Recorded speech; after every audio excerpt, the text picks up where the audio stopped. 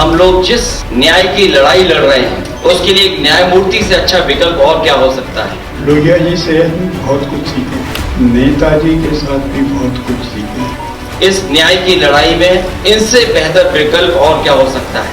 खड़े होकर आपके सामने जो बात कर रहा हूँ उसके पीछे उनका बहुत बड़ा रोल है। बात हार या जीत की नहीं है, सिद्धांत की भी है और हमें पूरा भरोसा है न्यायमूर्ति वी सुदर्शन रेड्डी ऐतिहासिक वोटों से जीत करके उस पद पर बैठने का काम करेंगे। जिन राजनीतिक परिस्थितियों में उपराष्ट्रपति का चुनाव होने जा रहा है और हम लोग जिस न्याय की लड़ाई लड़ रहे हैं उसके लिए एक न्यायमूर्ति से अच्छा विकल्प और क्या हो सकता है। लगातार संविधान को लेकर के, कानून को लेकर के, न्याय को लेकर के, हक को लेकर के, विचारधारा को लेकर के लगातार इंडिया गठबंधन हम सब के प्रत्याशी इस न्याय की लड़ाई में इनसे बेहतर विकल्प और क्या हो सकता है। हमें उम्मीद है जो न्याय के पक्षधर हैं वो अपनी अंतर आत्मा की आवाज पर हमारे कैंडिडेट के पक्ष में वोट डालेंगे। भाजपा उपराष्ट्रपति जैसे पद को एक विचारधारा विशेष से बांधना चाहती है, ये देश हित में नहीं है, इसलिए हम अपने अधिकारों का सदुपयोग करते हुए अपना उम्मीदवार खड़ा कर रहे हैं। बात हार या जीत की नहीं है, सिद्धांत की भी है और हमें पूरा भरोसा है कि जिस समय अंतर आत्मा के माध्यम से वोट पड़ेगा तो हमारे प्रत्याशी न्यायमूर्ति वी सुदर्शन रेड्डी ऐतिहासिक वोटों से जीत करके उस पद पर बैठने का काम करेंगे। मैं एक बार फिर न्यायमूर्ति वी सुदर्शन रेड्डी जी का, कांग्रेस पार्टी के नेता प्रमोद तिवारी जी का, प्रदेश के अध्यक्ष जी, कांग्रेस पार्टी के पीसीसी अध्यक्ष और हमारी पार्टी के सभी नेताओं का मैं बहुत बहुत धन्यवाद और आभार प्रकट करता हूं। समाजवादी पार्टी के अधिनेता, प्रिय मित्र श्रीमान अखिलेश यादव जी, मंच पे उपस्थित साथियों, friends from media, ladies and gentleman, आप तो सोच रहे होंगे हिंदी में 2 शब्द बोल दिए फिर उसके बाद में अंग्रेजी शुरू कर दिए, क्या हो रहा है। लोहिया जी से हम बहुत कुछ सीखे हैं, नेताजी के साथ भी बहुत कुछ सीखे हैं, मगर एक ऐसी बात हो गई, दक्षिण भारत से आता हूं मैं,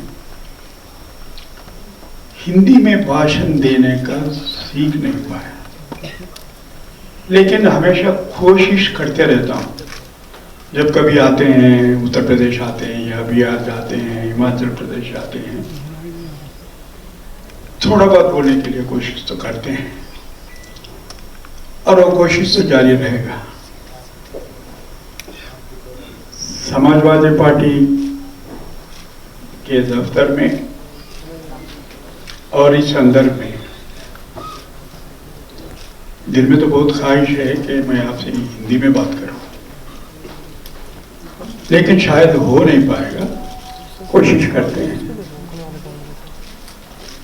अभी आप लोगों को तो मालूम है, प्रतिपक्ष दल ने मुझ पर विश्वास रखकर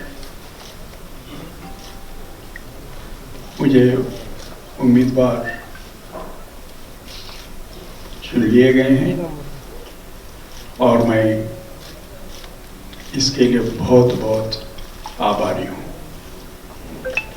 मुझे मालूम है ये दल जो भी इंडिया ब्लॉक था, फिर उसके बाद में जो इंडिया ब्लॉक में नहीं है वो लोग भी, वो गठबंधन में नहीं है वो लोग भी मदद देने के लिए आगे आ रहे हैं। Perhaps, but for my friend Mr. Akhilesh Yadav, it would not have been possible.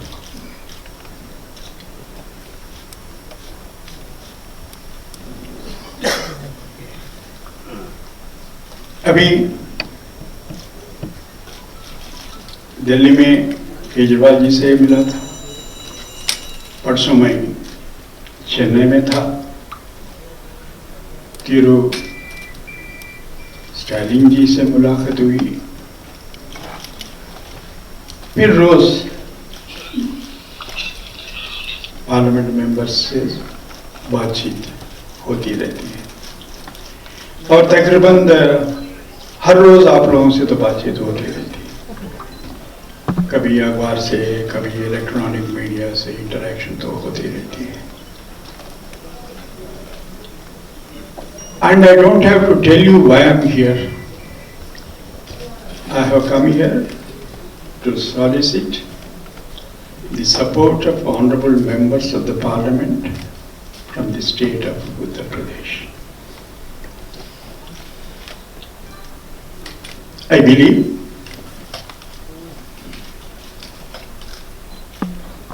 the office of the Vice President of India, which is only next to that of President of India, is not a political office. It's a high constitutional office.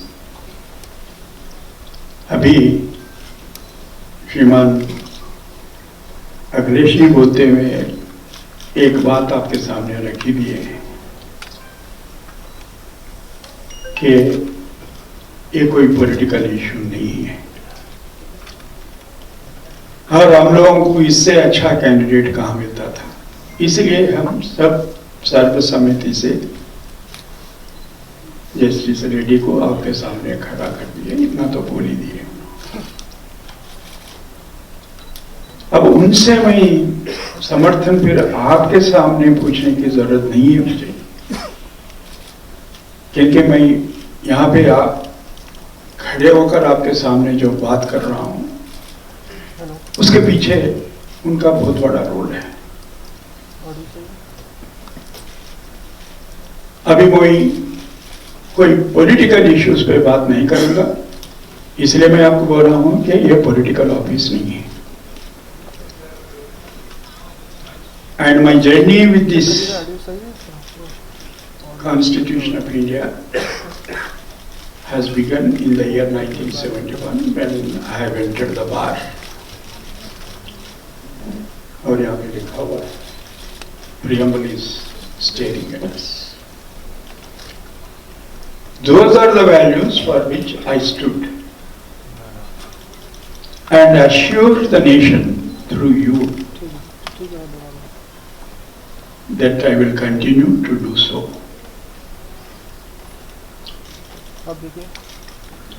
आप लोगों में से कुछ लोग पूछे हैं मुझे, why you have entered into thicket of this political arena? I said I have not entered into thicket of any political arena. It's a high constitutional office, once occupied by philosopher, statesman, educationist, Dr. Sarvepalli Radhakrishnan, another educationist, Dr. Zakir Hussain, a former diplomat and an elderly, most respected person, Dr. K.R. Narayanan. Of late, Shri Hamid Ansari ji. More than anything, my peer, Chief Justice of India, Hidayatullah, presided over the office of the Vice President. These are the people, source of my inspiration to accept so gracefully offered to me for which I am grateful to all the opposition political parties. And through them, I appeal to all the members of the political parties, irrespective of their color, creed, etc., to consider my candidature on its own merits. Thank you. New Public Inter College, Lucknow. Admission open. For more information, call 0522 282232 or 7755 089585.